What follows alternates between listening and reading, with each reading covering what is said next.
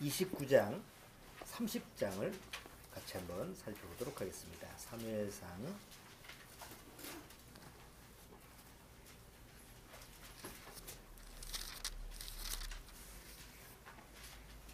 지난주 우리가 미로라고 하는 것을 한번 살펴봤죠. 다윗이 사울 왕한테 쫓겨다니면서 어디로 가서 정착을 하게 됐죠? 시글락이라고 하는 데에 가서 정착을 하게 됩니다. 그 시글락이라고 하는 그 장소는 물론 유대 땅이지만 블레셋이 탈취를 해서 블레셋의 땅이 되었던 지역이에요. 버려진 땅인데 거기 가서 다 사울의 추격을 거기서 이제 따돌리고 또 재정적인 안정, 아말렉 족속을 쳐가지고 거기서 노략물을 탈취를 해가지고 또 재정적인 안정도, 그러니까 외형적으로 봤을 때는 굉장히 아주 평탄하고 일이 잘 풀리는 것 같은 이런 모습을 보여주는 장면을 우리가 살펴봤습니다. 그렇지만 결국 그 길은 역시 세상에서 미로길이나 마찬가지라는 거. 우리가 지난주에 그런 얘기를 했죠. 혹 내가 일이 잘 풀렸다고 해서 그것이 정상적인 일이라고 생각하지 말자. 또 딱 길이 막혀가지고 이게 진퇴양난이야, 이거 어떻게 갈지 몰라, 그런 상황이 됐다고 해서 또 낙담하고 이게 내가 잘못됐구나 이렇게 생각하지 말자.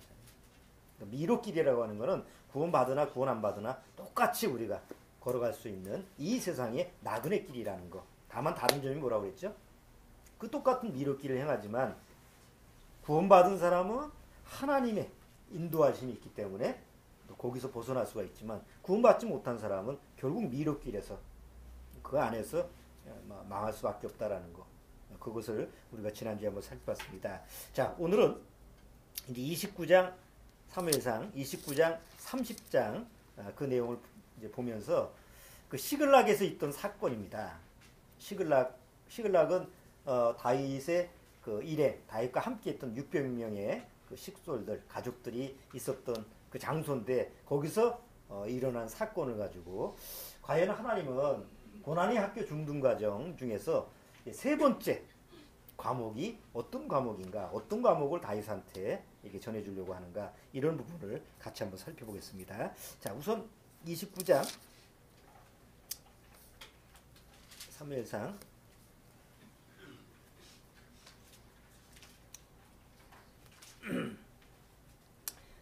우리가 다 읽을 수는 없고 조금 1절에서 3절까지만 같이 한번 읽어볼까요? 자, 같이 한번 읽어보겠습니다. 블레셋 사람들은 그 모든 군대를 아벡에 모았고 이스라엘 사람들은 이스라엘에게 있는 셈 곁에 진쳤더라. 블레셋 사람의 장관들은 수백씩 수천씩 영소를 하여 나아가고 다윗과 그의 사람들은 아기스와 함께 그 뒤에서 나아가더니 블레셋 사람의 방백들이 가로되 이 히브리 사람들이 무엇을 하려느냐. 아기스가 블레셋 사람의 방백들에게 이르되 이는 이스라엘 왕 사울의 신하 다윗이 아니냐. 그가 나와 함께 있은지 여러 날 여러 해로되 그가 망명하여 온 날부터 오늘까지 내가 그의 허물을 보지 못하였었노라. 자, 뭐 여기까지만 읽고 나머지는 말씀을 같이 보면서 보도록 하죠.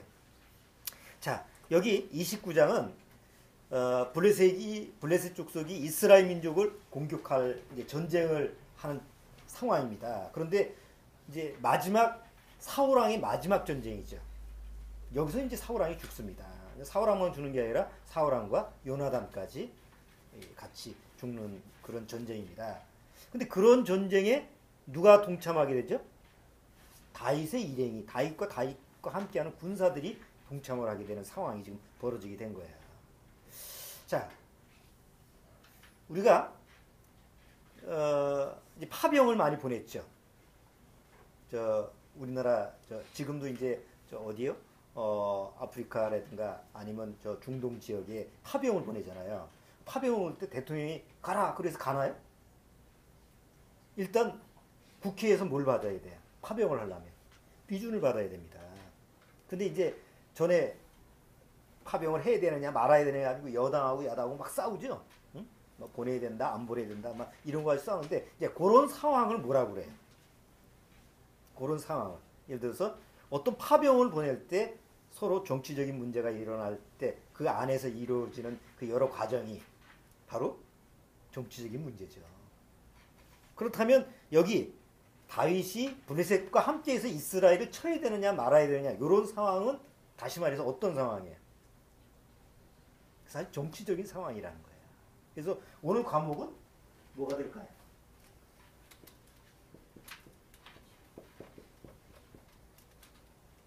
세 번째 과목은 정치.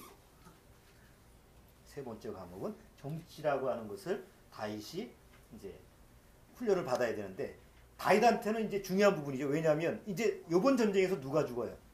사울 왕이 죽습니다. 사울 왕이 죽으면 누가 왕이 돼야 돼요? 다윗이 왕이 돼야 되죠. 그럼 본격적으로 뭘 해야 돼요? 왕이니까 통치를 해야 됩니다.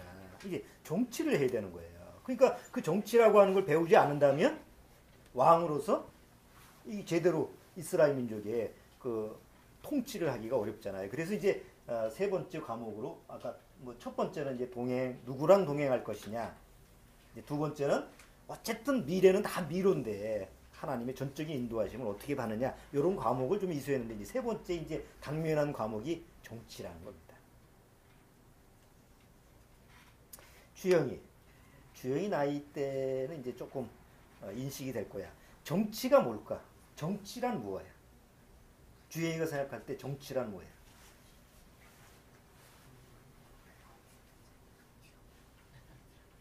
구성원 간의 갈등과 드립을 조정하는 거. 회장이랬나? 너 반장이랬나? 이번 학기에 배웠어요. 아 이번 학기 배웠어? 어쨌든 뭐 그러니까 네가 얘기한 것처럼 어떤 그 단체에서 거기에 있는 모든 사람을 잘 뭐 소통을 하고 또 갈등이 있으면 그걸 해결을 해주고 이런 부분을 전체적으로 다루는 게 정치잖아요. 이게 작은 데에서는 뭐 학교에서는 뭐 교실에서 뭐 이루어지는 거고 사회에서는 직장에서 또 이루어지는 거고 국가에서는 나라에서 이루어지는 거잖아요. 자, 그런데 사실 정치라고 하는 것을 무슨 정치가 뭐냐라고 얘기한다고 할 때 그걸 정의 내리기는 쉽지가 않아요. 아니 그 정치학이라고 하는 걸 전공하는 사람도 쉽지가 않아요. 동양에서는 주로 정치라고 하는 것을 이제 공자님이 이제 주로 많이 논을 했는데 공자가 얘기할 때 정치는 이 정치할 때 정은 정이다 이렇게 표현을 해요. 옳은 거잖아요. 정치는 옳은 거야.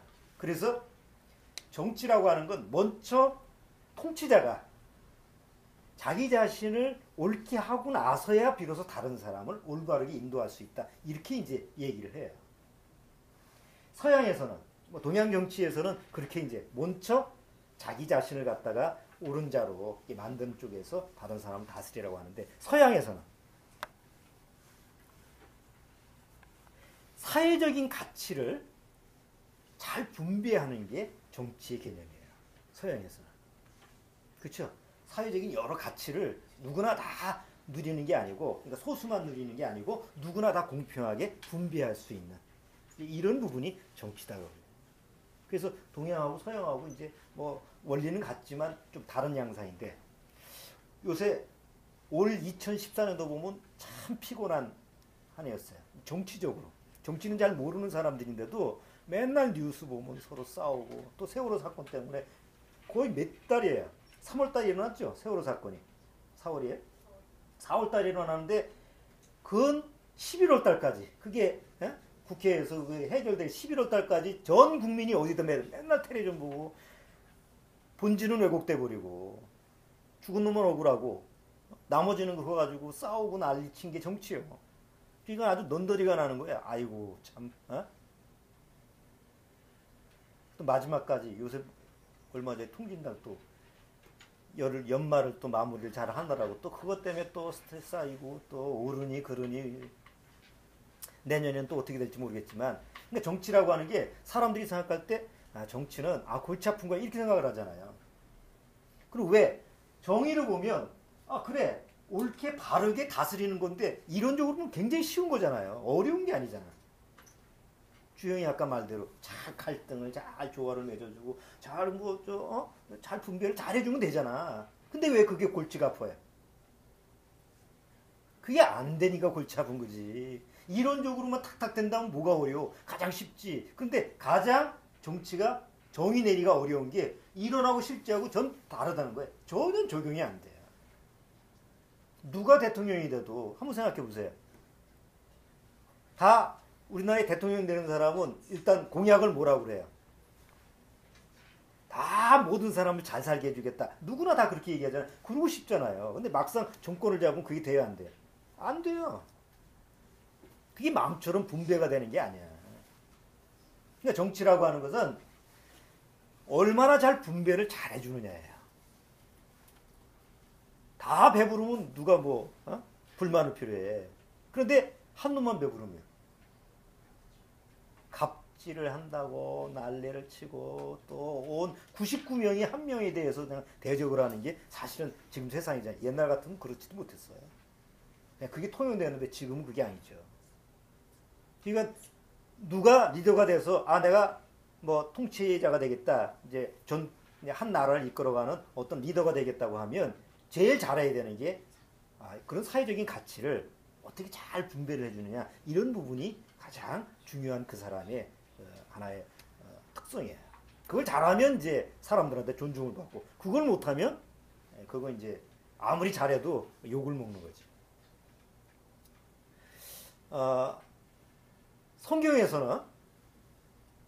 성경에서 얘기하는 정치는 뭘까요? 세상에서 얘기하는 정치라고 하는 건 원래 초창기에는 다 그 옛날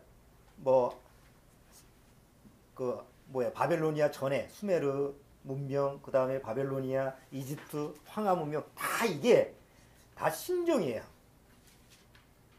정치가 신정 정치, 신권 정치죠. 다 신을 숭상하는 쪽에서 신이 어떤 지도자를 세우잖아요. 그렇게 해석을 하잖아. 나는 신으로서부터 위임을 받았다. 나는 이런 왕권을 신으로서부터 받았다. 이렇게 해서 신권 정치로 모든 정치가 옛날 고대에는 그렇게 이루어졌어요. 그러다가 뭘로 바뀌어요? 그러다가 왕권으로 신 같은 거 필요 없어. 왕이 되는 거지. 그래서 이제 우리나라도 마찬가지죠. 옛날 삼국시대라든가 그 드라마 보면 계속 누구로서부터 뭘 받아야 돼?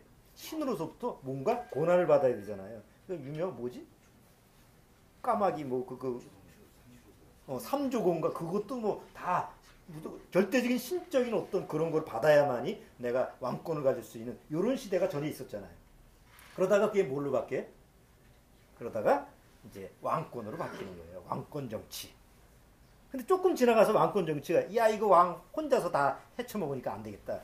그래서 그 다음서부터 왕이 아닌 뭔가 여러 사람이 좀 그렇게 해야 되겠다. 그걸 주장하는 게 정도전 아니에요.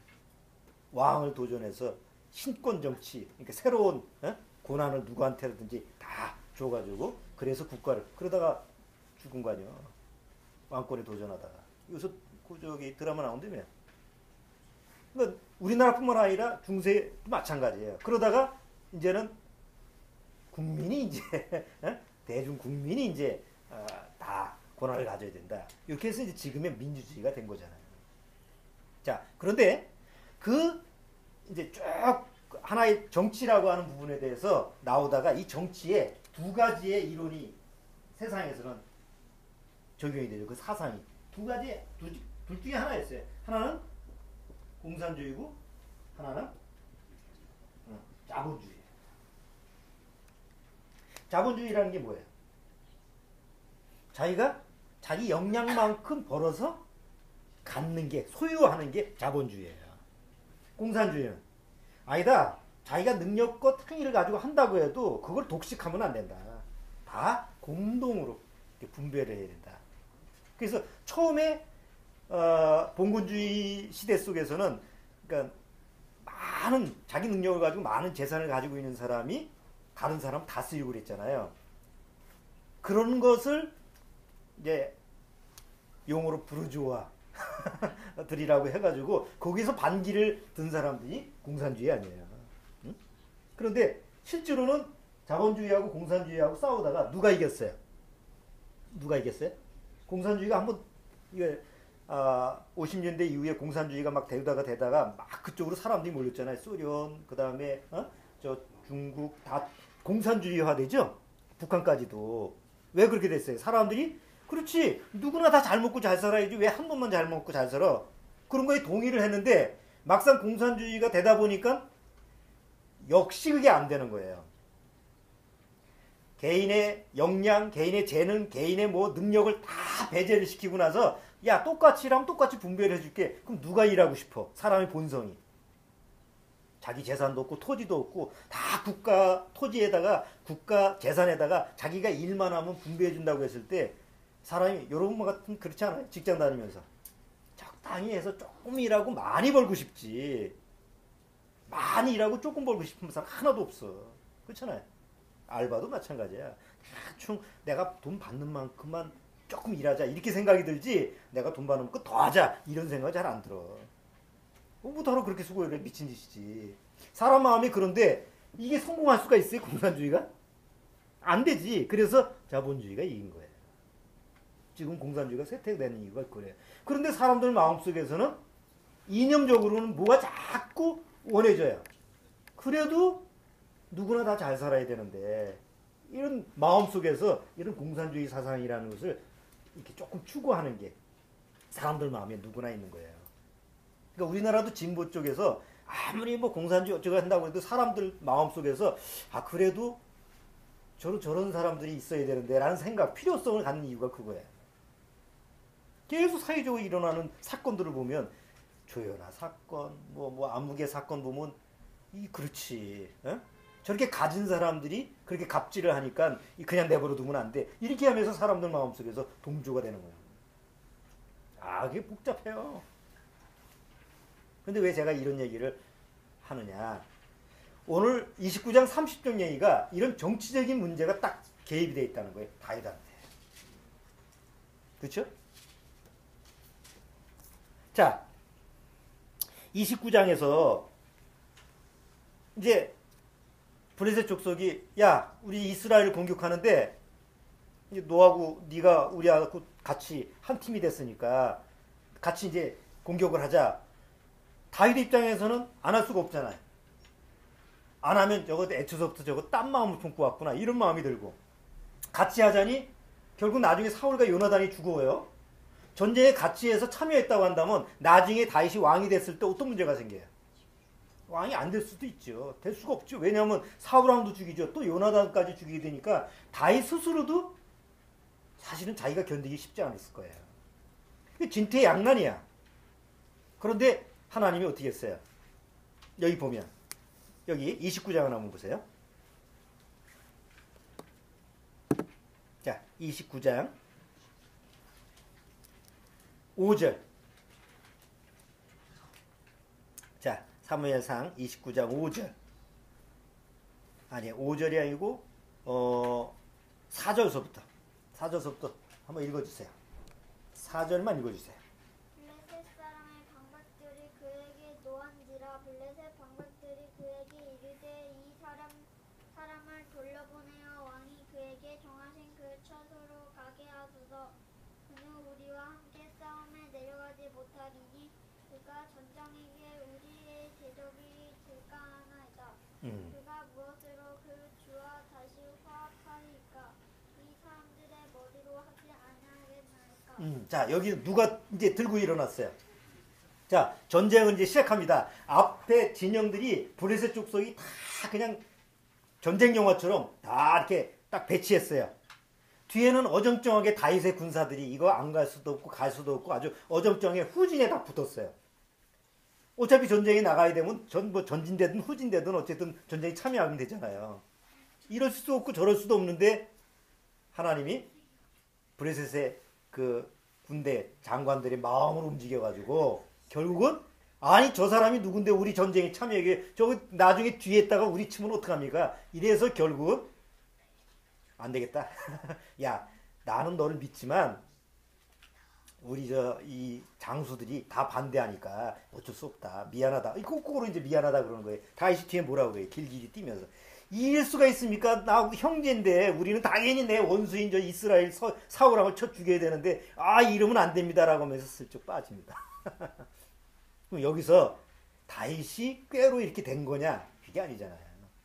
결국 하나님이 개입이 있었기 때문에 다윗은 굳이 그 전쟁에 휘말릴 필요가 없고 다윗이 앞으로 왕권을 가지는 부분에 대해서는 하자가 없이 된 거예요. 결국은 성경에서 얘기하는 정치에는 하나님의 신정이 들어가 있는 거예요. 하나님의 정치가 들어간 거죠. 그래서 다니엘서를 보시면 성경에서 말하는 정치는 하나님이 하시는 거예요. 사람이 하는 게. 자, 다니엘서 한번 보시죠. 다니엘서 4장. 여기 손잡고 다니엘서 4장.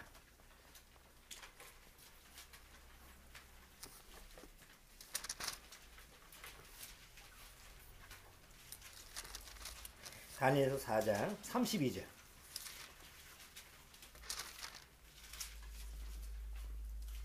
이제 느부갓네살, 바벨론 느부갓네살 왕한테 이제 얘기하는데 느부갓네살 왕이 어느 날 교만을 품었어요. 그래서 하나님이 느부갓네살 왕을 아예 왕에서 쫓겨내버려요. 자, 그럴 때 이제 다니엘이 이런 말을 한 적이 있어요. 32절. 자, 32절도 한번 읽어주세요. 네가 사람에게서 쫓겨나서 짐승과 함께 거하며 소처럼 풀을 먹을 것이요 이와 같이 7대를 지내서 지극히 높으신 자가 인간 나라를 다스리며 자기의 뜻대로 그것을 누구에게든지 주시는 줄을 알기까지 이르니라 하더니 자, 여기 누가 다스린다고 그랬어요? 인간 나라를. 지극히 높으신 자가 인간 나라를 다스려요. 이게 신정 정치야.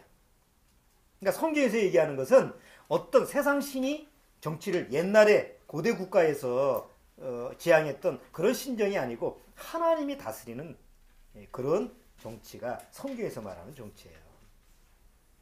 자, 그런데 이제 오늘 30장에 가서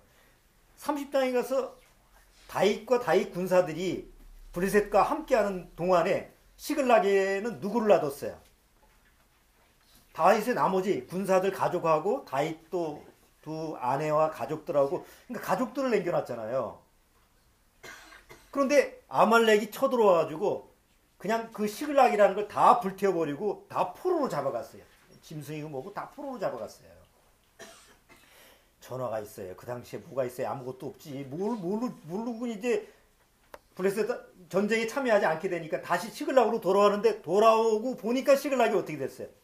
난장판이 돼 폐허가 된 거예요. 그리고 가족들은 다 아말렉한테 끌려가 버리고. 자, 그때 상황을 봤을 때 다윗은 어떨까요? 마음. 뭐라고 말할 수가 없지. 그건 리더 아니에요. 근데 그냥 다 처참하게 폐허가 돼 버리고 다 가족들은 뭐 죽었는지 살았는지 그냥 그러니까 다윗의 상황은 이루 말할 수가 없어요. 그럼 다윗의 일행들은 그래서 30장에 보면 다 꼭지가 돌았어. 이성을 잃었어. 아니 자기 가족이 그렇게 됐는데 뭐 무슨 생각이 났어. 그러니까 저 다윗 쫓다가 이렇게 자식까지 처자식까지 다 죽여버렸다고 이렇게 생각하니까 다 이성을 잃어가지고 다윗을 죽이려고 그래요. 그러니까 지금 악한 마음으로 그런 게 아니라 상황이 그렇게 돼버린 거예요. 그러니까 막상 그 상황이 되니까 다윗을 다 돌로 쳐서 죽이려고 그러니까 다윗이 이게 절대절명의 위기 아닙니까 또. 그거 한번 보세요. 29장에서는 하나님이 누구를 지금 도우셨죠? 다윗을 도왔잖아요. 다윗을 위기에서 건져냈어요. 그래서 30장에 가면 또다시 다윗을 어디로 몰아가신 거예요? 또 위기로 몰아가요. 그러면 29장에서 도와주면 30장에도 그냥 보호를 해주시면 되지. 왜 29장에서 다윗을 도왔던 하나님이 굳이 30장에 가서는 또 이런 문제를 또 생기하시느냐. 그래서 미로라는 거예요. 우리말에 산 넘어 산이고. 그러니까 인생이라고 하는 게 참 그냥 조금 가다 보면 또 뚫어질 것 같은데 벽이 생기고 또 뭐 모면할 것 같은 거. 그런데 이게 구원받지 못한 사람만 그런 게 아니라 구원받은 우리도 똑같이 그런 미로의 길을 가는 거예요. 그런데 이유가 있다는 거죠. 왜 하나님이 시글락에 대해서 굳이 다윗의 가족들을 아말렉으로 하여금 또 포로로 잡혀가게 했는 거야. 왜 그랬을까요? 자, 그런데 여기 30장에 보면 우리가 한번 주의해야 될 점이 있습니다. 30장 제가 잠깐 읽어볼게요. 1절에 다윗과 그의 사람들이 제3일에 시글락에 이를 때 아말렉 사람들이 이미 남방과 시글락을 침노하였는데 그들이 시글락을 쳐서 불사르고 거기 있는 대소 여인들을 하나도 죽이지 아니하고 다 사로잡아 끌고 자기 길로 갔더라. 참 여기서 주의할 점이 있어요. 보세요. 다윗은 전에 아말렉을 쳤을 때 어떻게 했어요?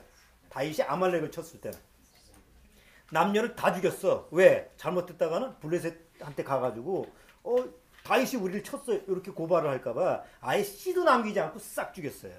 정말 잔인할 정도로. 근데 그렇게 하면 아말렉은 다윗한테 그런 일을 당했잖아요. 그러면 우리 같으면 어떻게 하겠어요?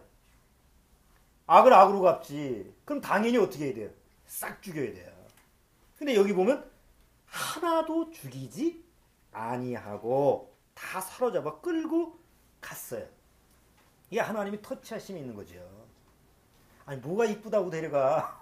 아니 생각을 해보세요. 전쟁을 하는 그 당시에 전쟁을 하는 사람들이 지금처럼 버스가 있어 트럭이 있어 어디다 싣고 가. 다 끌고 가야 되잖아. 그게 보통 일이에요? 차라리 죽이고 노량만 해고 가는 게 간단하지. 그 사람들을 다 끌고 간다는 게 그게 보통 쉬운 일이 아닌데 다 죽이지 않고 끌고 갔다라는 건 그 하나님의 섭리, 하나님의 터치가 있는 거예요.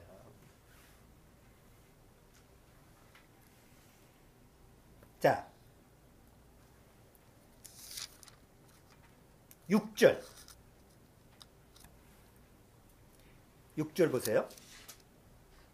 백성이 각기 자녀들을 위하여 마음이 슬퍼하여 다윗을 돌로 치자 하니 다윗이 크게 뭐라 그러죠? 군급하였으나 그 하나님 여호와를 힘입어 용기를 얻었더라. 여기 막 상황이 지금 절대절명의 위기고 막 사람들은 아이 저거 죽여야 된다 이렇게 해서 막 그냥 이성을 잃었는데 다윗이 그런 상황이면 야 이거 죽게 생겼구나 이거 어떡하지 이럴 거 아니에요. 정신이 없는 상황인데 여기는 뭐라 했죠? 다윗이 하나님 앞에서 뭘 얻었더라?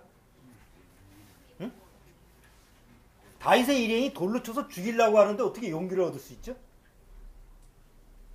다윗의 마음에 어떤 마음이 일어나는 거예요? 상황만 생각하면 용기가 날 수가 없죠. 더 마음속에서 용기를 잃지. 이게 여기서 죽는구나. 그리고 마음에서 아니 왜 하필이면 하나님이 이런 지경에 이렇게 했을까 하고 낙담을 하고 하나님을 원망해야 되는데 오히려 다윗은 용기를 얻었더라는 말을 해요. 왜 그랬을까요? 이 일이 누구로서부터 왔느냐라는 걸 생각해 본 거예요. 비록 이런 처참한 상황이라 할지라도 이게 하나님의 손으로서부터 하나님의 터치하심이라는 게 오니까 이거 뭔가 뜻이 있겠다. 하나님의 뜻이 있는 거다 라고 생각하니까 하나님 앞에 맡길 수가 있는 거예요. 이게 굉장히 중요해요. 우리가 어떤 절대적인 상황이 왔을 때 이게 어디서부터 왔지? 이걸 생각을 하면 이거 하나님이 계시지. 하나님 앞에 좀 물어봐야 되겠다. 하나님 앞에 맡겨야 되겠다. 이러면 용기를 얻어요. 근데 그러지 않고 그냥 그 상황만 보고 낙담을 하고 좌절하면 구원을 받아도 얘 믿어봐야 아무짝에도 소용이 없네. 이씨, 내가 이제 교회 나가나 봐. 이런 식으로 돼버린다. 가끔 우리가 그런 상황이 오죠. 어떤 상황이 딱 왔을 때 이게 하나님이 어떤 뜻이 있구나. 어떤 상황이 있을 거다라고 하면 자꾸 조용히 기다리면서 그러면 하나님이 어떤 해답을 주실까라고 하면 이제 용기를 얻게 되는데 그런 좌절 속에서도 근데 하나님을 생각하지 않으면 에이씨 그냥 자포자기하고 이런 식으로 마음이 더 낙담이 되죠. 다윗은 하나님 편에서 하나님의 무슨 뜻이 있겠다. 이렇게 이제 용기를 얻었어요. 그러고 나서 이제 하나님 앞에 물어봅니다. 하나님 어떻게 할까요? 우리가 쫓아가면 우리가 다 찾을 수 있을까요? 근데 하나님이 사울왕 때처럼 아무 대답도 안 해. 만약 그런 상황이라면 어떨까요, 다윗이? 자, 차라리 나 돌로 쳐라. 나 죽고 싶다. 이럴 거예요. 그렇잖아요? 근데 여기 하나님이 물어보니까 뭐라 그랬어요? 응답을 하시죠? 우리가 초등과정에서 뭘 봤어요? 뭘 훈련을 받았어요? 다윗이. 묻고 응답받기라는 게 이미 훈련을 받았잖아요. 그러니까 묻고 응답받는 것을 그 전까지는 안 물어봤어. 하나님 앞에. 시글락에 가서 사는 거, 블레셋 한테 가서 도움을 받 그런 걸 하나님 앞에 물어보지도 않고 갔어요. 그건 육의 생각이야.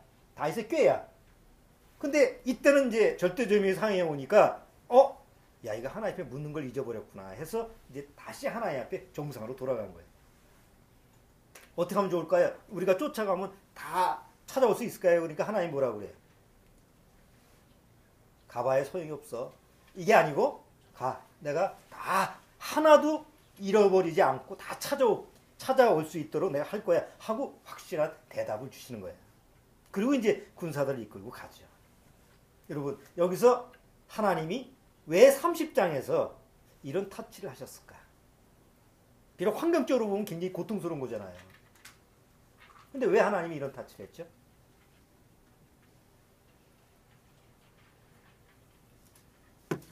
첫 번째, 다윗은 이제 뭐가 돼야 돼요?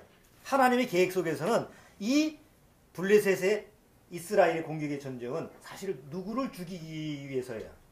하나님이 괜히 블레셋이 이스라엘을 치는 게 아니죠. 하나님이 이 사울 왕은 이미 죽이기로 작정하신 거예요. 그래서 블레셋의 손을 사용을 해서 죽이기로 작정하신 건데 그래서 전쟁이 일어난 거 아니에요. 그럼 다음에 누가 왕이 돼야 돼요? 당연히 준비된 다윗이 왕이 돼야 되죠. 다윗은 왕의 준비를 해야 돼요. 왕은 혼자 합니까? 우리나라 역사를 보면 왕이 세워질 때 뭐 자연스럽게 승계되는 경우도 있지만 대개 우리나라의 역사도 보면 여러 가지 정치적인 상황이 위급한 상황 때 또 누가 나타나잖아요. 난세가 뭘 만들어? 영웅을 만들어. 그러니까 난세가 있어야 돼. 평탄할 때 바뀌어지는 게 아니고. 그래서 지금 이 상황이 만들어지는 거예요. 다윗으로 하여금 이제 왕이구나. 우리가 쫓아다닌 단순히 리더가 아니구나. 저 사람이 바로 우리의 왕 될 사람이구나 라는 어떤 왕으로서의 위치가 드러나야 돼요. 그래서 하나님은 일부러 다윗의 이 가족들을 아말렉을 사용을 해서 뭐 다치지 않고 그냥 잠시 고난에 이렇게 빠지게 한 거죠. 두 번째는 다윗을 추종하는 지금 600명이 있었죠. 다윗의 추종 세력이 적어서 다윗에 대해서 뭘 가져야 돼요? 이제 왕이라고 하면 신뢰감을 가져야 되잖아요. 저 사람을 믿어야 되겠다. 저 사람이 이러더라고 한다면 저 사람만 믿으면 되겠다. 이런 추종 세력이 이제 돼야 되죠. 그 다윗을 중심으로서 하나가 돼야 돼. 그러기 위해서 이 사건은 꼭 필요했던 사건. 세 번째는 아까 정치는 뭐라고 그랬어요? 이 정치는 단순히 다스리는 게 아니라 뭐가 반드시 이루어져야 된다고? 분배가 잘 이루어진다. 분배. 그렇죠? 정치는. 이제 다윗한테 왕이 돼야 되는데 왕이 될 수 있느냐 아니냐 테스트가 있어야 돼요. 왕이 테스트가 있어요. 자, 이제 30장에 가서 갔죠? 가가지고 어떻게 했어요?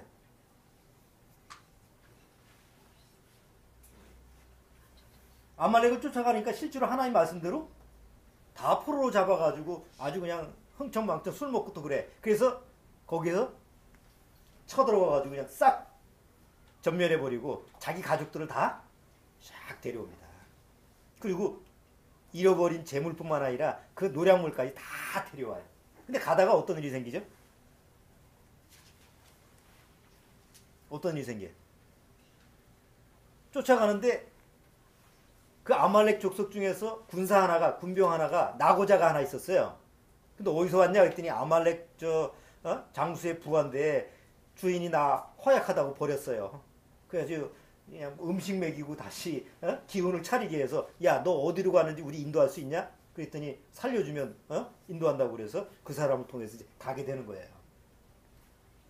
가가지고 다 진멸하고 나서 다 찾아왔는데 중간에 가다가 군대 한 400명 정도 되는 것 같은데 반은 많이 쫓아가니까 빨리 쫓아가야 되니까 200명은 지쳤어요. 다 용병은 아니잖아. 해병대도 있고 일반 육군도 있고 뭐 방위도 있고 지금 방위 없나? 다 자기 영양명품 있는데 한 200명은 못 쫓아가. 그래서 200명은 한 주둔지에다가 놔두고 너 여기 있어 대기하고 있어. 그리고 이제 좀 빠른 사람들 그래서 이제 가가지고 다 이제 노력을 하고 다 데리고 왔어요. 그 와서 이제 무슨 문제가 벌어지느냐. 노량물을 나눠주는데 이제 문제가, 분배의 문제가 생긴 거예요. 그래서 다시 200명이 있는 장소에 와가지고 잘 있었냐 해서 다 이제 보고를 하고, 자, 이제 분비물을 나눠, 이제 가족들 돌아가게 하고 그 탈취물을 다 나눠야 되는데, 그 쫓아갔던 200명 중에 어떤 사람들, 근데 성경에는 어떤 사람이 나오냐면 아주 질이 안 좋은 사람들. 여기 보면 악한 자나 비류라고 얘기하는데, 이 영어 성경에 보면 아주 사악한 자, 벨리알에 속한 자, 벨리알이라고 하는 건 그건 사단에 속한 거하고 같은 표현이에요. 성경은 그렇게 극한 표현을 해요. 사실 그럴 수밖에 없죠. 여러분, 다윗을 쫓은 그 일행들이 보통 어떤 사람들이에요? 사울 왕한테 도망친 사람들이죠. 거기 뭐 빚진 자, 뭐 억울한 자, 이런 사람들이 가는데, 옛날 얘기하면 비적대예요. 산적대 아시죠? 세상에서 이 뭔가 범죄자들 이런 같이 그 사회에서 동참하지 못한 사람들이 결국 쫓기다가 산으로 가서 산적대가 된 거하고 마찬가지로 다윗의 일행들이 사실 그런 수준이에요. 아주 인품이 있고 이런 수준이라고 생각할 수는 없죠, 그 당시에. 어쨌든 그들 나름대로 다윗을 추종하는 어떤 믿음이 있다고 해도. 자, 그런데 전쟁에 참여했던 200명 중에서 그런 사람들이 같이 섞여 있으면서 똑같은 분배는 말이 안 되는 얘기지. 우리는 목숨을 걸고 싸웠는데 우리한테 더 많이 줘야지. 저들한테는 가족만 주세요. 싸우지 않았으니까 그 잃어버린 가족만 찾아가게 하세요. 여러분, 그게 세상에서 맞는 논리죠. 그렇죠? 세상에서 분배를 해줄 때 어떻게 분배를 해줘요? 아니, 게으르고 나태고 아무 일도 안 했는데 똑같이 주면 난리가 일어날 거 아니야. 일한 만큼 주는 거 아니에요. 그게 자본주의예요. 공산주의는. 일 안 해도 똑같이 놀아주라. 그래서 망한 거 아니에요. 이건 될 수가 없는 일이니까. 그러면 다윗은 이제 앞으로 왕 될 사람으로서 거기서 정치적인 그가 왕이 될 수 있는 정말 왕감인지 테스트를 해야 되는데, 여기서 공산주의를 택했어요? 자본주의를 택했어요? 성경은 공산주의를 표방합니까? 자본주의를 표방합니까? 어디 쪽인 것 같아요? 성경에서 얘기해요. 어떤 사람들은 공산주의라고 그래요. 왜냐? 사도행전을 보니까 초대교회에 구원받고 성령 받은 사람들이 다 자기 재산을 자기 재산으로 여기지 않고 교회에다 다 바치죠. 그리고 거기에는 모든 구원받은 성도라고 공동으로 쓰게끔 하죠. 사도행전에 그게 나와요. 그게 공산주의 아니냐? 아닙니다. 그건 공산주의가 아니에요. 에? 성경에서 말하는 건 공산주의도 아니고 자본주의도 아니고,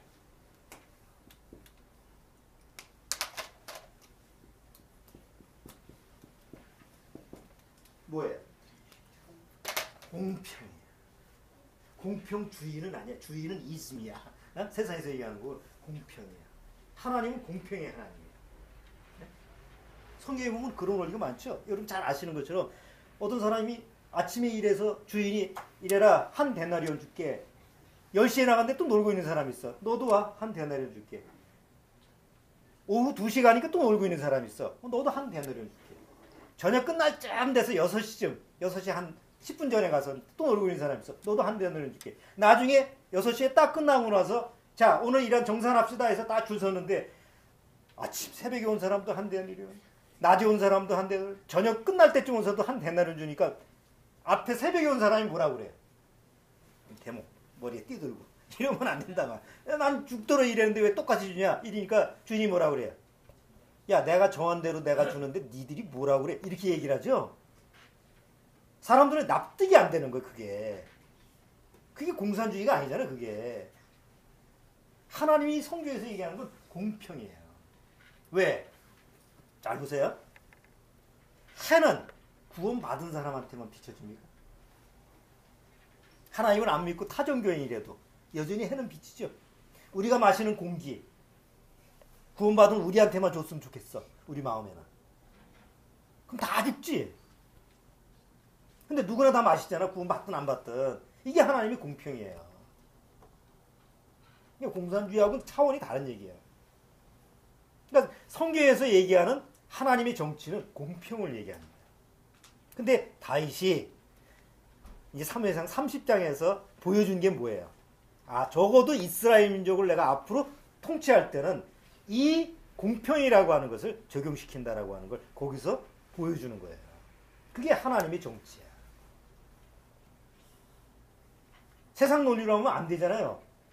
당연히 목숨 걸고 가서 싸운 사람한테 많이 줘야 되잖아. 그게 정상이지. 공산주의든 자본주의든 그렇게 해야 되잖아요. 근데 다윗은 그렇게 처리를 하지 않고 뭐라고 그래요? 이것은 우리가 싸워서 이긴 게 아니야. 하나님이 우리를 통해서 이기게 하신 거니까 하나님이 이기신 전쟁이지 우리가 한 게 아무것도 없어. 그러니까 당연히 하나님의 뜻대로 누구나 다 공평하게 나눠주는 것이 이게 하나님이 옳게 여기시는 거예요. 그게 다윗의 정치관이에요. 사울왕 같은 말도 안 되는 얘기지. 그러니까 이 정치 테스트에서 다윗은 정말 하나님이 세우신 왕이구나 라는 것을 여기서 이제 드러나게 되는 거죠. 30장 보세요. 여기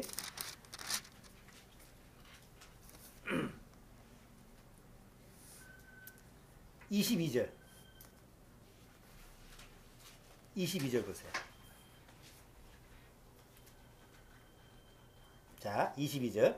다윗과 함께 갔던 자 중에 악한 자와 비류들이 다 가로되 그들이 우리와 함께 가지 아니하였은즉 우리가 도로 찾은 물건은 무엇이든지 그들에게 주지 말고 각 사람의 처자만 주어서 데리고 떠나가게 하라 하는지라. 한두 사람이 얘기한 게 아니라 200명이 다 그렇게 얘기했을 거 아니에요. 그럼 그걸 어떻게 리더가 돼서 막을 수 있어요? 400명 중에 반이 그렇게 주장을 하는데 그걸 어떻게 막을 수 있어요? 근데 다윗은 여기 뭐라고 그래요? 다윗이 가로되 나의 형제들아 여호와께서 우리를 보호하시고 우리를 치러 온 그 군대를 우리 손에 붙이셨은즉 그가 우리에게 주신 것을 너희가 이같이 못하리라. 이거는 사람의 정치가 아니야. 이건 하나님이 하시는 정치야. 그렇기 때문에 하나님의 뜻에 맞게 움직이게 돼. 딱 한마디로 딱 얘기를 해요. 그리고 더 이상 거기서 반론을 제기 못해요. 그게 이스라엘 민족이에요.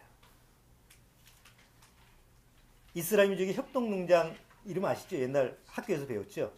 뭐예요? 이스라엘 협동농장. 기브츠, 모샤브예요. 기브츠는 그야말로 자기 재산이 없어요. 이스라엘 민족 법 자체가 자기 토지라는 개념이 없어요. 지금도. 자기 재산이라는 개념이 없어요. 다 국가 거야. 그래서 기브츠라고 하는 협동농장은 자기 땅이 없어. 자기 개인 재산이라는 거를 허용을 안 해요. 근데 모샤브는 똑같은 협동농장인데 자기 개인의 소유를 인정을 해요. 근데 공통점이 있어요. 예를 들어서 기브츠라고 하는 협동농장인데 이스라엘의 수상이 거기 소속돼 있어. 그러면 봉급을 받잖아요. 자기 개인적인 수상이라고 공무원이니까 봉급 받잖아요. 그러니까 어디서 직업을 갖고 있든 그 봉급을 받으면 다 협동농장에 다 갖다는 데요. 자기 개인적으로 일하는 것도. 그리고 거기서 일하는 것도 다 거기 안에 포함되어 있고 그리고 그 나머지 그걸 다 정산해서 각자 거기에 소속된 사람들한테 공동으로 분배를 해. 가능해 그게. 왜 그런지 아세요? 기브치에 세 가지의 그 이념이 있어요. 첫 번째는 하나님이에요. 두 번째는 이웃사랑이에요. 세 번째는 노동이에요. 다른 나라에서는 가능할까? 불가능해요. 탁도 안 되는 소리야. 근데 이스라엘 민족은 아니 구원하고 관계없어도 그게 가능해요. 왜? 첫 번째, 우리는 하나님이 통치하는 나라다. 이게 있습니다. 두 번째는 하나님이 이웃사랑, 더불어서 다른 사람을 돌봐야 된다고 했으니까. 그러니까 그게 하나님의 율법을 통해서 아주 그냥 민족적인 정신으로 있으니까 그런 협동농장이 가능한 거예요. 그러니까 사막에서 그 오아시스 끝도 없는 그런 사막에서 그냥 녹색으로 만든 그게 가능한 거잖아요. 그게 다윗 그 이전에 이스라엘 역사를 보면 그게 그대로 그 정신이 들어가 있는 건데 바로 왕정 정치가 시작될 수 있는 그 다윗이 시작한 거예요. 자, 여기 뒤에 보세요. 뭐라고 여기 다윗이 그러냐면 25절 이렇게 분배를 하잖아요. 진짜 하나님의 공평한 분배를 다윗이 딱 지정을 하면서 요거를 법령화했어요. 쉽게 말하면 국회 아주 법으로 지정을 한 거하고 똑같아. 여기 25절 같이 읽어보죠. 그날부터 다윗이 이것으로 이스라엘의 율례와 규례를 삼았더니 오늘날까지 이르니라. 그러니까 이스라엘 민족 국가의 하나의 뭐가 되는 거예요? 정치의 모델이 된 거죠. 지금까지도. 자, 근데 우리가 한번 좀 여기서 한번 이제 한번 짚고 넘어가야 될 게 하나가 뭐가 있냐면,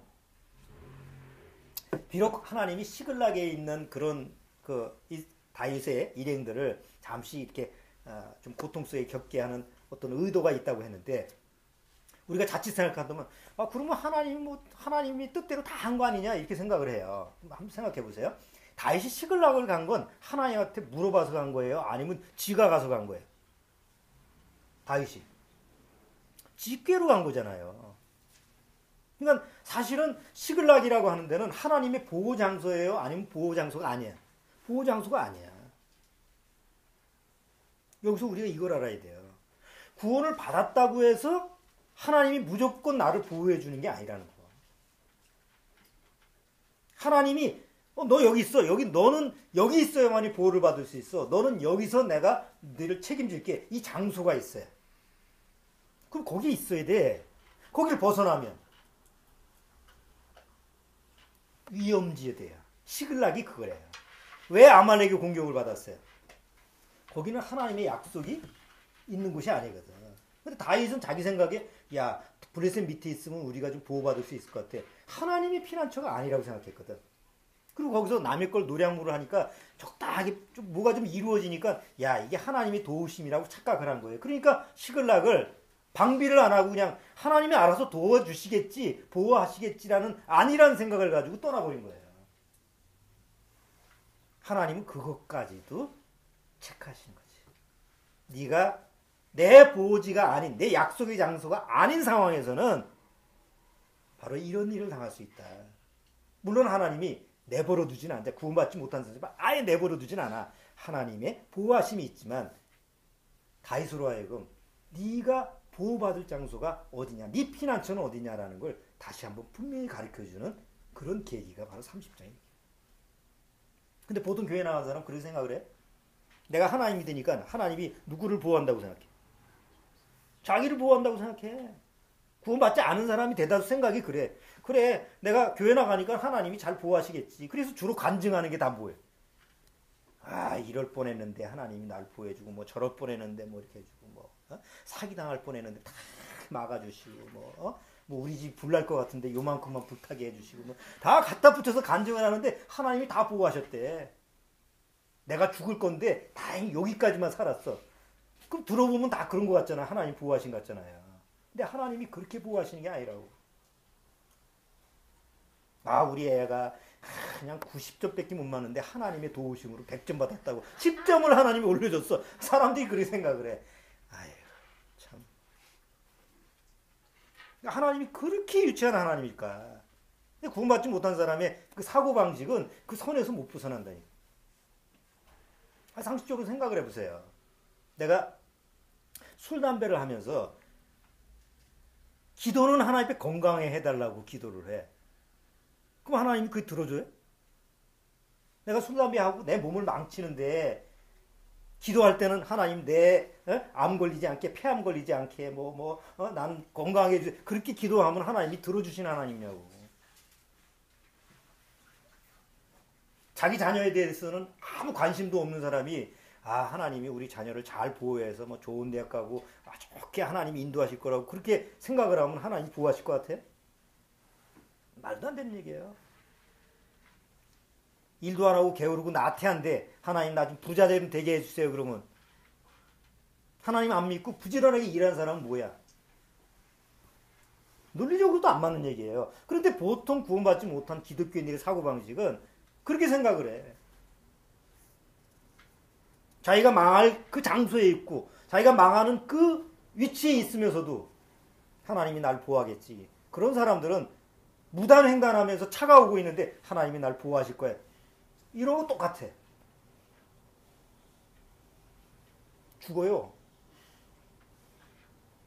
하나님이 그렇게 보호해 주신다는 약속이 성경에는 없어요. 성경은 네가 보호받을 그곳에 있어라. 그럼 내가 보호를 해준다. 그러나 거기를 벗어나면 나 책임 안 져. 네 인생은 네 거라고 생각해서 네가 벗어서 네 마음대로 갔으니까 네가 책임져. 그렇죠? 구원받고 나서도 마찬가지예요. 내가 구원받았다고 해서 하나님이 무조건 나를 쫙 보호해 주는 게 아니야. 구원받았는데 악인과 함께, 그러면 악인과 같이 망할 수 있어. 그게 요나단이야. 그렇죠? 요나단은 정말 하나님에 대한 믿음이 있고 다 있고 아주 절실한 사람이죠. 다윗을 사랑하는 사람이에요. 근데 그거 왜 비참한 죽음을 당해요? 누구와 함께 있기 때문에?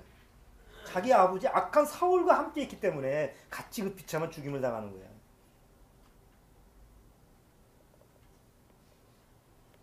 구원받고 나서 내가 구원받은 형제 자매, 구원받은 교회, 구원받은 그 모임 속에서 말씀 속에서 거기 있어야만이 나를 하나님 책임지고 보호하신다라고 하면 믿고 그냥 거기다 맡기면 되지. 아이 구원받았는데 뭐 아무 곳에나 가서도 난 하나님이 보호하실 거예요. 그 나중에 가면 하나님이 보호하지 않는다는 장소에 가서 또 세상 막 파도에 휩쓸려 가지고 또 그냥 그러면 또 하나님이 또 그날은 또 대적을 해 또 거기서 왜 나를 안 보호했냐고. 그런 경우가 많다는 거죠. 그래서는 안 돼. 하나님이 성경을 통해서 구원받고 나한테 약속을 했다고 한다면 그 하나님이 보호하신다는 그 약속 안에 내가 있어야 돼. 이제 구원받은 지금 우리 가장 하나님의 안전한 약속이 있는 피난처가 어디예요? 그리스도? 아니죠. 그래서 사도 바울이 계속 서신서를 쓰면서 뭐라고 그래?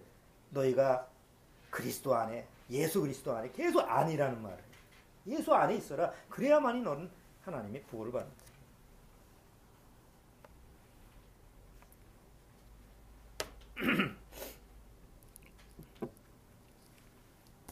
자, 예수님이 이 세상에 왕으로 오셨어요.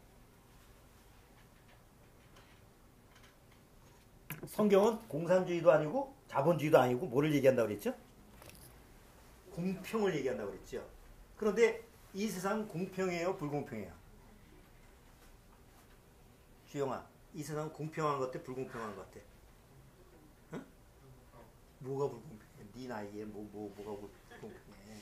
다 학교 보내주고 지금 엄마가 다 먹을 거 아빠가 다 해주는데 그래도 공평해? 그럼 불공평해? 세상 살다 보면 세상이 정말 불공평하고 그렇다라는 걸 우리가 매일처럼 경험을 해요. 그렇죠? 그런데 하나님은 아들 예수 그리스도를 통해서 이 세상을 공평하게 하는 왕으로 보낼 거를 약속을 했어요. 성경에서. 공평의 왕. 자, 한번 보시죠. 예레미야 23장. 구약 예레미야. 예레미야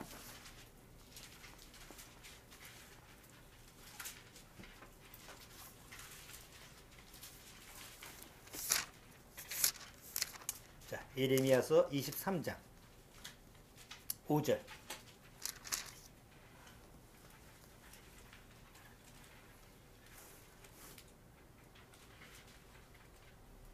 자, 5절 주원이 읽어주세요. 여호와가 말하노라. 보라 때가 이르니 내가 다윗에게 한 이루는 가지를 일으킬 것이라. 그가 왕이 되어 지혜롭게 행사하며 세상에 공평과 정의를 행할 것이며. 됐어. 여기 세상에서 뭐? 공평과 정의를 행한다고. 누가? 여기. 나 여호와가 말하노라. 보라 때가 이르니 내가 다윗에게 한 의로운 가지를 일으킬 것이라. 그러니까 다윗의 후손으로 오실 누가 바로 공평과 정의를 행한다고 그러죠. 바로 그분이 예수 그리스도 아니에요. 그런데 그 예수 그리스도가 다윗의 후손으로 오는데 정작 예수님의 모여인 다윗이 일단 왕으로 통치할 때 어떤 통치를 했다고요? 공평의 통치를 한 거예요. 그걸 보여준 게 사무엘상 30장의 얘기예요. 예레미야 33장도 보세요. 예레미야 33장.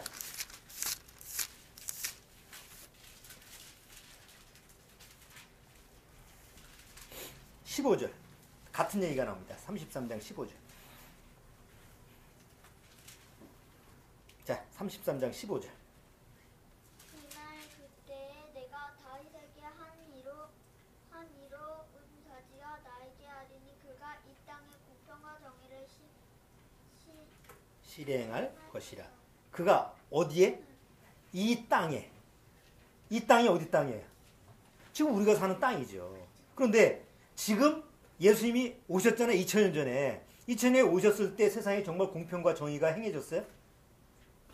안 되죠. 여전히 지금도 이 세상은 공평과 정의가 행하지 않죠. 그런데 예수님이 재림에서 오셨을 때 어느 날 천년왕국 때는 이 땅에 공평과 정의가 이루어지는 그 천년의 약속이 있었던 게 성경에 나오죠. 그런데 말입니다.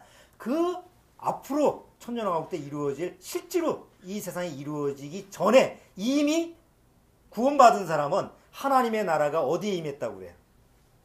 내 안에 임했다고 그러잖아요. 예수님이 천국은 여기 있다 저기 있다 하지 말고 네 마음에 있느니라고 그랬잖아요. 그러니까 이미 하나님의 나라는 내 안에 임했죠. 그러면 하나님의 나라가 내 안에 임했으면 그 나라의 왕은 누구예요? 예수님이잖아요. 그럼 예수님이 내 안에서 공평과 정의를 행하는가 안 행하는가 한번 보십시다. 내 안에서 이제 지금 첫 번째, 예수님을 통해서 나는 구원을 받았죠. 구원받은 사람은 누구나 구원을 받았는데 다른 구원을 받았습니까? 똑같은 구원을 받습니까? 여기 구원받은 사람. 예?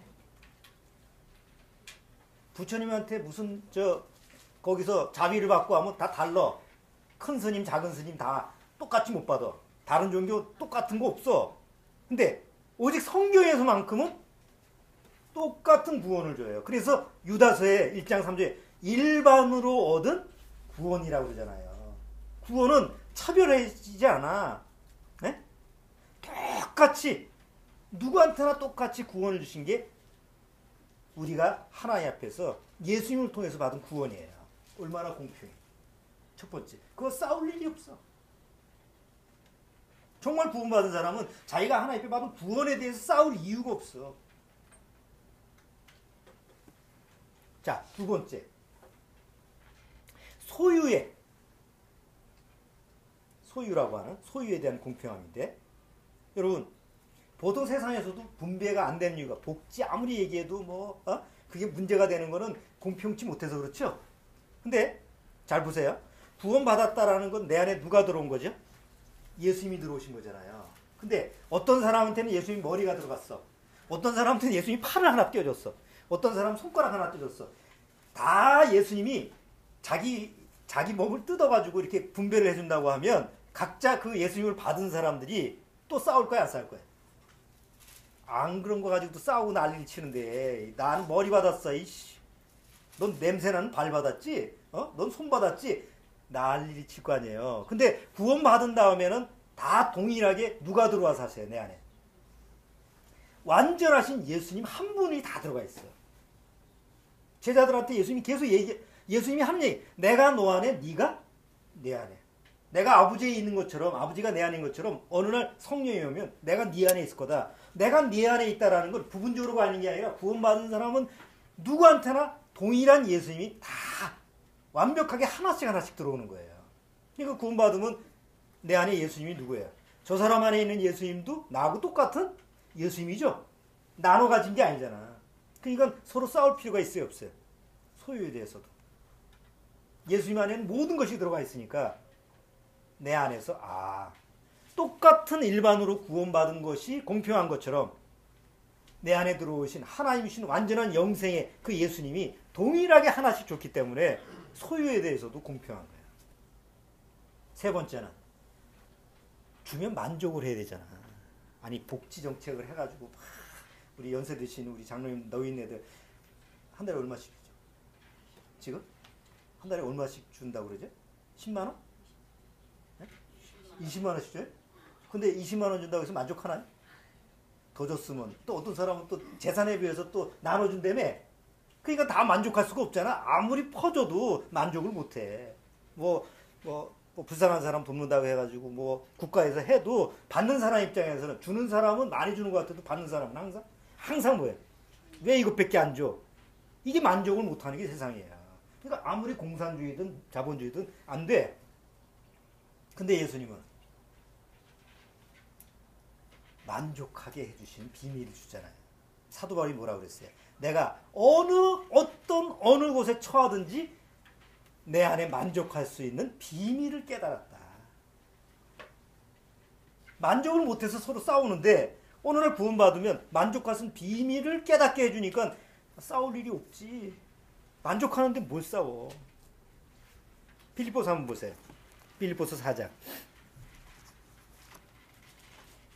아니, 아까 하나씩 찾아볼게요. 아까 구원이 분배에 대해서 공평하다라는 건 유다서. 저 요한계시록 앞에 유다서 1장 3절. 자, 1장 3절 같이 한번 읽어보죠. 사랑하는 자들아, 내가 우리의 일반으로 얻은 구원을 들어. 그러니까 누구나 구원의 분배는 어떻다? 공평하다. 두 번째, 소유의 분배. 갈라디아서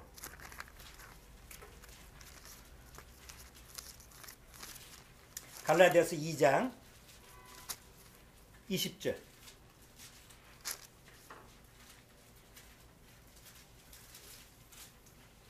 자, 2장 20절. 또 같이 읽어보죠. 내가 그리스도와 함께 십자가에 못 박혔나니 그런즉 이제는 내가 산 것이 아니요 오직 내 안에 그리스도의 머리가 사신 것이라. 그리스도의 눈이 사신 것이라. 아니죠. 그리스도의 전체가 내 안에 사신 것. 구원받은 사람은 그 예수님 전체가 내 안에 들어와 살아. 그러니까 소유에 대해서 뭐예요? 소유에 대해서 공평한 거지. 세 번째는 만족에 대한 분배가 어떻게 이루어졌어요? 빌립보서 4장.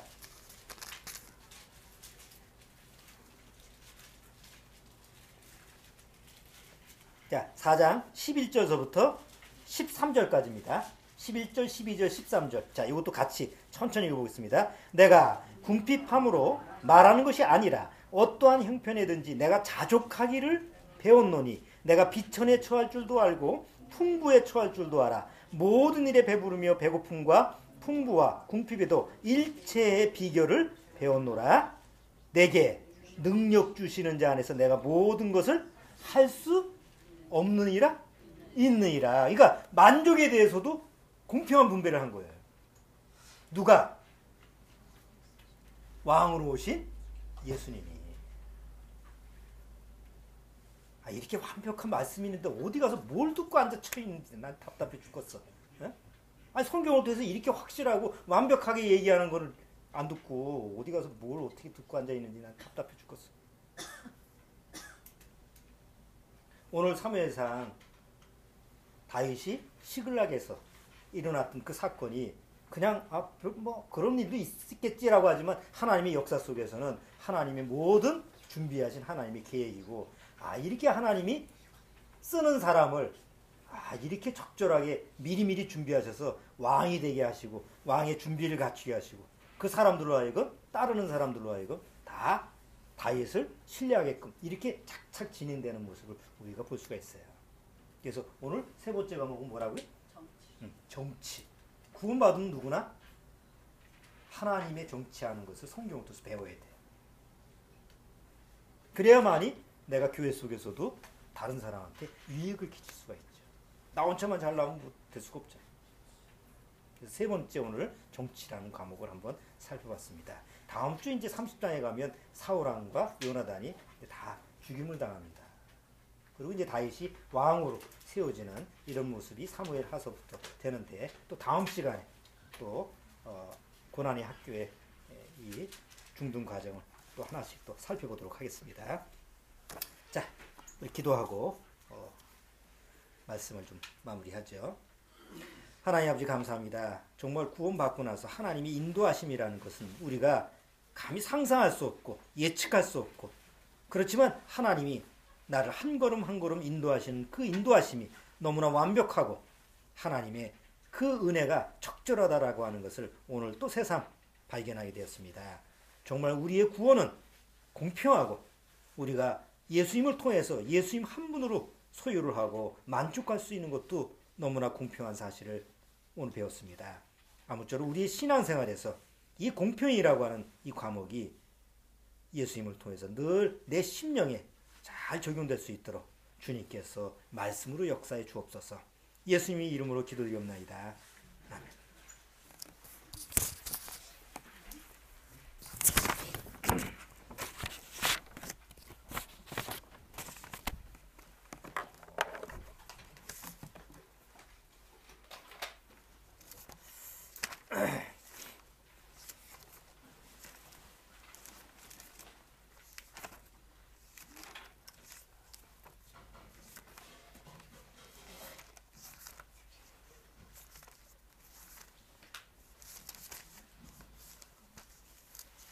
자, 459장.